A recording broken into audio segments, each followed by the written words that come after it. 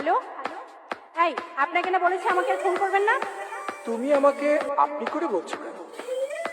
মানুষের মন সবসময় এক জায়গায় থাকে না, রাবিশ করে।